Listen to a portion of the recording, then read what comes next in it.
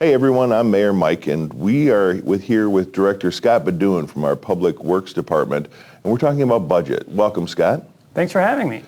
So we're at that time of the year where we're dealing with our capital budget and our operating budget, and Public Works is obviously one of the biggest chunks of our budget. So I wanted to give people an idea of all of the extensive things that you do over the course of a year.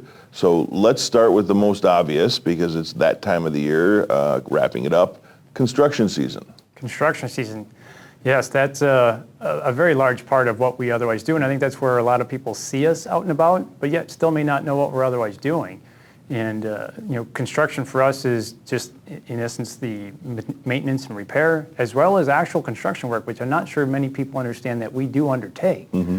So that's a huge undertaking when we do it, and all of that takes a lot of manpower to do. And we have to work with the weather, so we have many constraints and often under traffic, but we do a lot. It's pothole repair, it's crack filling.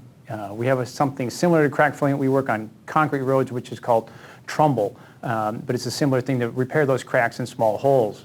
We also do cementitious repairs, we do patching, curb gutter repairs, sidewalk repairs. I mean, that's all part of what is the construction, in addition to actually tearing out roads and rebuilding them ourselves. So, and that may be the largest piece, but it's not everything either. But let's walk people through what happens, because you and I have been working with the 2022 capital budget now for several months, getting ready for council approval next month. And how does the process start? Take us from the PACER ratings and the planning and the utilities underneath to decide which roads we want to do next year. Sure, and it is, as you mentioned, it's a lengthy process to get there, and there's a lot of information that we need to gather in order to make those decisions. And part of it, as you mentioned, is the PACER. It's an acronym. I forget even exactly what it does, what it stands for. Basically, pavement ratings. Pavement ratings, yes, it is, and it's a scale of 1 to 10, and the state actually requires that all local units of government use the same methodology. So we're all working from the same playbook in rating our roads. So one community can't brag that their roads are in great shape, and another community can't say, hey, look at us, our roads are terrible, and we need more, whatever, grant funding, state funding, transportation aid. So it puts everybody on a common playing field. And those are actually required to be done every 2 years. So, and they're done in odd years. So this year, 2021, is a PACER year. And so we will have staff go out and they will walk and drive every road that we have. And they have sonar that actually tests the pavement that we get to do. We don't do that every other year, but right. That's how we get some initial ratings. And yes, so we will do that. Much of it is a visual, because there are other municipalities, governments that don't necessarily have even the sophistication that we have. I mean, think of your townships and whatever. So a lot of it is just based on what they see at the surface. And there are actually booklets, and they're available even to the public if they want to go online and look for it, PACER, P-A-S-E-R. And they can actually see what it is, and they could even go look at their own road and say, kind of get an idea of what it is. It doesn't take a whole lot of skill to understand it in its basic sense. It takes a lot of experience to do it, effectively throughout a community and rate your roads that way. But just to get an idea, they could even do that. Once we have that PACER rating, I said it's a 1 to 10 rating, and 10 is essentially your brand new road, and your 1 on an asphalt road is that one that's breaking up quite a bit, and sometimes you might even question, like, is this a paved road or a gravel road? So that's kind of the difference between there, according there. And there are some specific things that you're looking for each of those ratings. Mm-hmm. What we're looking to do, within there, and part of what there is there are some general guidelines to how you approach each of the ratings. And so we're looking for roads typically, around 2 is where we're actually looking to do reconstruction. We think there's still life available. It may not be the prettiest road, and it may have some bumps and potholes and stuff and some patchwork. We realize that, but we don't want to get there too far in advance, because there's still life there in the road, and we want to use that up before we spend money and reinvest. Well, we don't have a lot of money to do all of these roads either. Correct. We also talk about the utilities and the infrastructure under the roads, and that comes into play too. Correct. So now that we've otherwise identified that we've got roads and stuff, and that's usually depending upon its use and where it is, around a 2, and we will summarize those, then we'll talk to the utility department and identify what their issues are. Because what we do on the surface may not directly impact it, but once we put a new surface on, we don't want to have to go back in and tear it up, because that's just additional cost. So we're working very closely with them to coordinate our activities, because that's going to be the lowest overall cost to the tax and ratepayers. And that's what we're otherwise striving to do. So we'll look at their infrastructure, an idea for age, its history, has it needed, a lot of repair recently? There's a lot of information out there, since they can't actually see it until we expose it.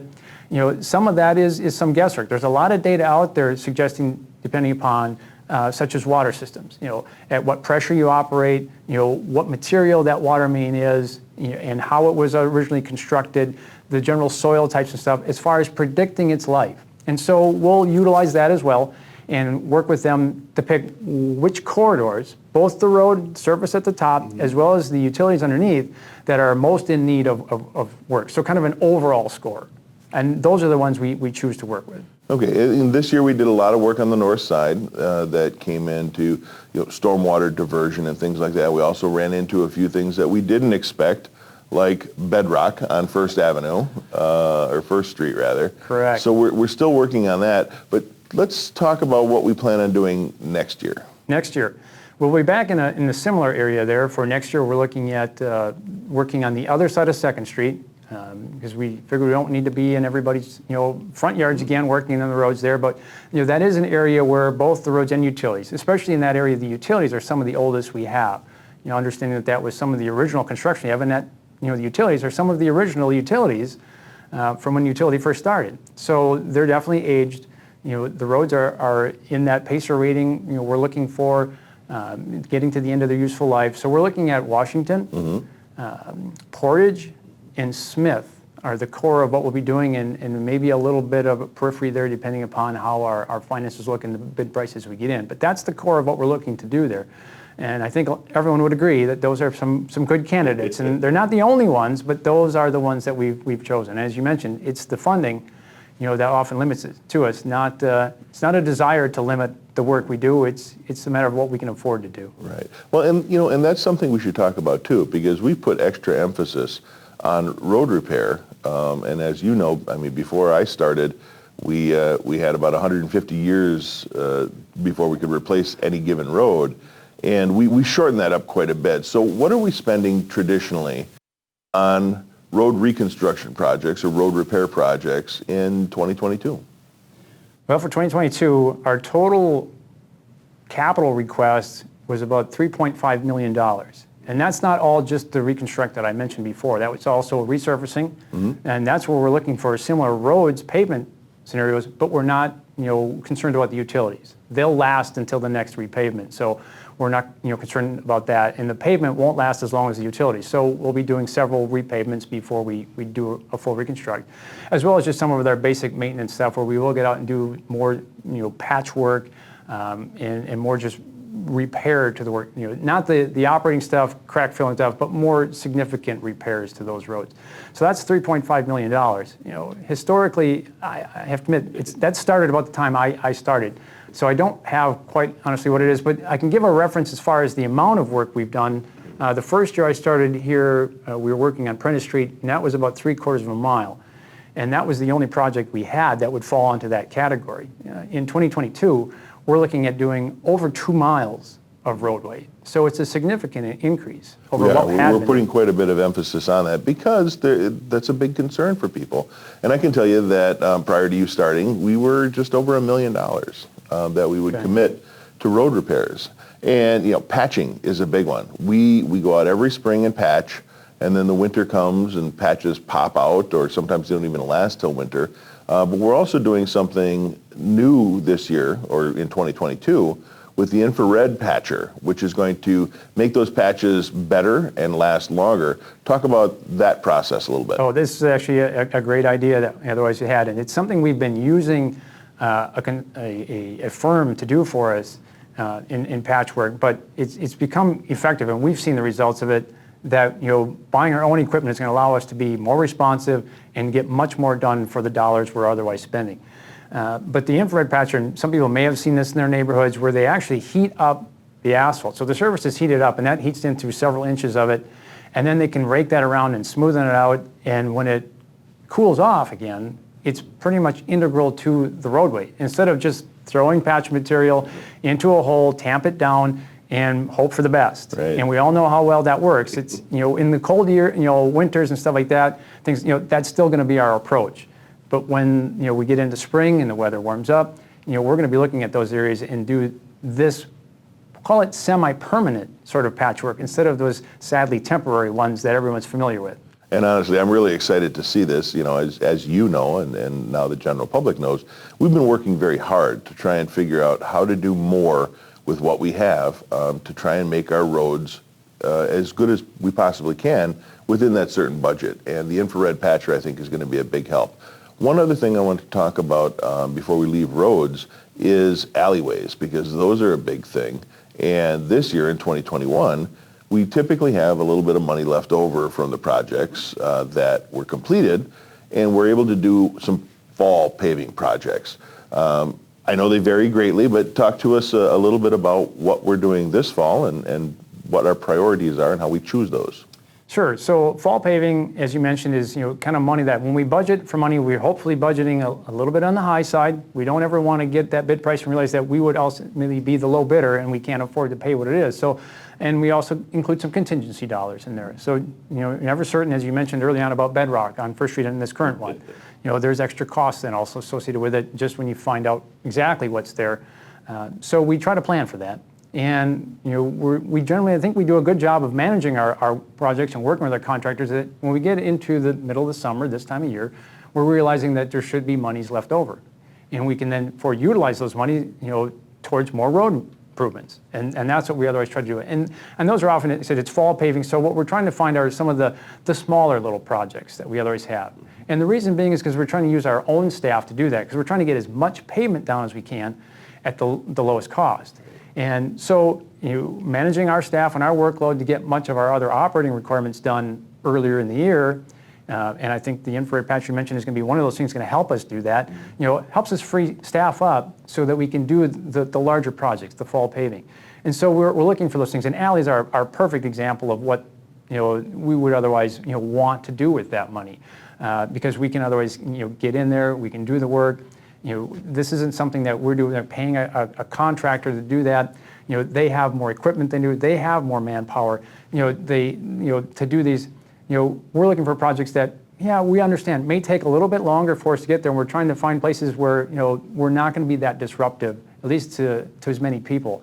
And so we'll find those opportunities. They're simpler, and we can do a lot of work on our own, and then just have the paving contractor come in and do the final pavement for us. So yeah, alleys are an absolute perfect fit for that sort of work that we look to do every fall. Good. And, it's not just streets and road reconstruction and patching that you do. You handle some of the day-to-day things like trash pickup and snow plowing, and those are big, expensive pieces of equipment, which fall under our capital budget. Talk to us a little bit about what's involved in some of the improvements that we've made, including, GPS and the automated garbage trucks to save the taxpayers money. Oh, sure. Yeah, and this goes back, quite a ways even before I know I was otherwise here. I think the automated garbage truck started in around 2008, if I recall correctly. And, that's otherwise just, a way, I think everyone's familiar with it now. They have their carts, one with the brown cover, one with the green cover, recyclables and trash. They know how to separate them out. Do that, but using the automated garbage truck, it just has an arm to pick that up. So now we're not looking at having staff out there trying to heave-ho, lift something to that, twist, bend, whatever else that could otherwise end up being a workman's comp claim. Mm-hmm. And now we're paying a claim and we're not getting the work out of that. So, and the efficiency by which we can otherwise work with that equipment.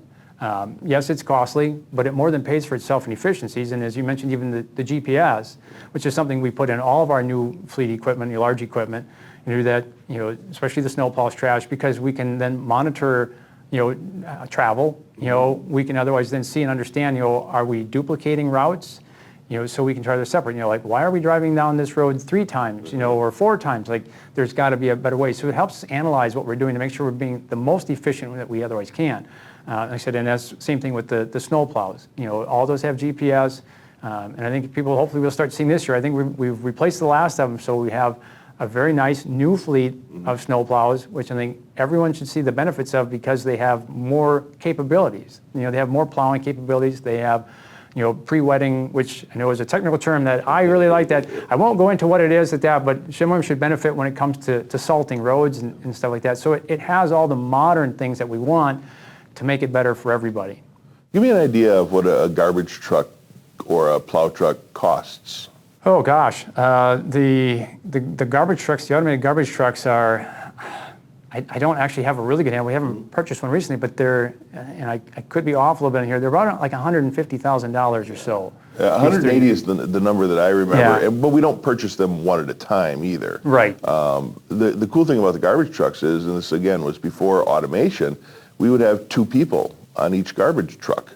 One would be driving and at least one would be hanging off the back to jump off, empty the garbage cans, jump back on, and move. And like you said, not only have we reduced staffing by going to automation, but we've basically eliminated workman's compensation claims related to garbage pickup because there's not the bending, twisting, jumping, and dealing with garbage cans that we've had in the past. The GPS makes us more efficient because we can refine the routes, and we do this regularly. As a matter of fact, every fall, as you know, we come up with a snow removal plan.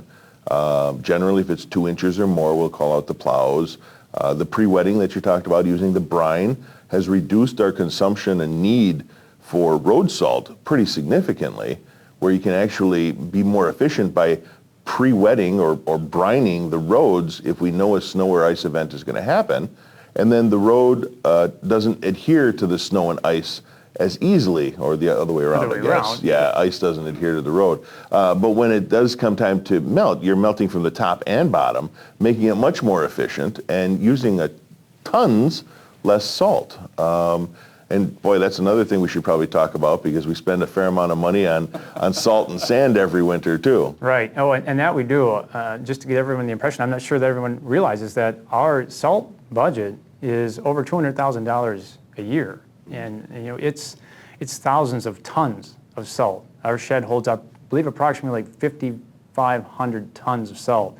And it's not that we'll necessarily use that in a year, but sometimes we use an awful lot of it. Mm-hmm. And so it is a major expense. And as you mentioned, yes, if we brine the roads in advance of a snow event, it's a tremendous help to us. I know some people just say, well, why not just throw the salt down and melt it? Well, that's actually a very expensive way to get rid of the snow. The cheapest way is still mechanical. You just remove it with a plow. But it's much more efficient if you can put the salt down as a brine. And if it doesn't adhere to it, then when the plow comes through, you get much more removal for each pass you make. And there's, in part, the efficiencies that we've found. Right. And the winter snow removal plan is available on our website for those people who are looking to see where it is. We have A, B, and C routes. And someone will say, well, boy, you plowed Division Street twice and you didn't even get to my house. The goal here is that we plow the main roads, the A routes, and once we're done with the B routes, nobody should have more than a block or two to get to one of those B routes, to get to an A route, to get you through town. And those only happen during the really heavy snow events too. But so snow removal, garbage, those are the things that most people may not know about and the costs involved there. But there's other things that Public Works does, specifically engineering, GIS, surveying. Talk to us about those duties. Sure, those are the things that people probably don't see very often. I'm sure they see our trucks out and our staff from streets out and about. Probably often don't realize that we have an engineering department. We're located right now in the basement of City Hall, and if anyone has a question related to things like right-of-way, or any of our ordinances as far as speed limits, stop signs, signage that's out there, how our traffic lights work, that's where that information is otherwise found. Mm-hmm. And so we, as you mentioned, we have surveys, and so we have people that can deal with right-of-way issues, city surveyor. We also go out and survey our work, because we will design as much of the work as we can for those construction projects we do. So we have a city engineer and other technicians that work to do those designs, so we're not necessarily using consultants for everything that we design. So we have that all in-house, and I'm not sure many people realize that. But it also helps us then when we get out to construction, we have staff that goes out and oversees the construction to make sure that the plans that we've prepared or a consultant would prepare are being followed and the quality of work is what we expect it to be. And that is also an important part of making sure that our tax dollars are being spent appropriately, because, without that oversight, a contractor may be willing to cut a corner here or there, and we're just there to make sure that that doesn't happen. Or they're just maybe reading the plans wrong, and we want to make sure that it's done right. Now, we also have GIS, which is something that's come out just fairly recently, which, if you mentioned the snow removal plan. And it's just one of many things we have on our website. And I think it's probably one of the most interesting things that we otherwise have, city, is, from our website, there's a GIS website, link within there. And there are a number of things. So you can look at parcel information. You can look at construction stuff, and we try to update that regularly. So if you're impacted by a construction project, you can go and look at there, and you can get an overview of what's being done, kind of where the schedule is, and coming up here in the next few weeks. I actually find myself reviewing it quite often just to make sure that it's hopefully up to date, and it's being updated, and trying to relay people to that site, because there's good information to be found. And the list goes on and on as far as what we otherwise have. The snow removal, parking information is available there, and just a plethora of other things.